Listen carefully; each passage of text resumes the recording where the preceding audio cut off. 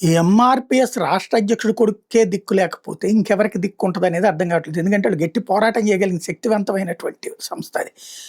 పేరుపోగు వెంకటేశ్వరరావు కొడుకట క్రాంతికుమార్ చనిపోయినటువంటి అతను.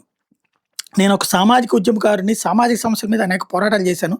ప్రజల హక్కులు, దళితుల హక్కుల కోసం పోరాడాను. నా బిడ్డకి జరిగిన అన్యాయాన్ని జీర్ణించుకోలేకపోతున్నాను.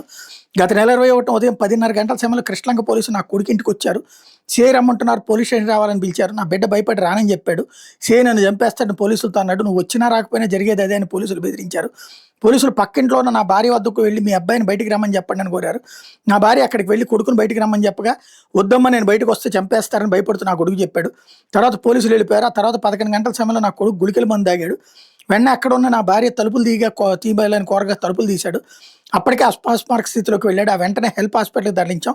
అక్కడ ప్రాథమిక చికిత్స అనంతరం గవర్నమెంట్ హాస్పిటల్కి తీసుకెళ్ళాం. అదే రోజు రాత్రి హాస్పిటల్లో మరణించాడు. ఆత్మహత్య చేసుకున్నాడేమో అని తొలుత అనుకున్నాం. కానీ అతని ఫోన్ వెతకగా సెల్ఫీ వీడియో బయటపడింది. దీని మీద సిపికి ఫిర్యాదు చేశాం. దీంతో సిపి వారం గడువు కావాలని కోరారు. ఆ తర్వాత పోలీసులు రాయబారానికి వచ్చారు. నేను నా కొడుకు మరణంపై ప్రైవేట్ కేసు వేయడానికి సిద్ధమయ్యా అంటూ వెంకటేశ్వరరావు చెప్పుకొచ్చారు. పోలీసుల మీద నమ్మకం కోల్పోయామని పేరుపోగు వెంకటేశ్వరరావు ఈ సందర్భంగా చెప్పుకొచ్చారు.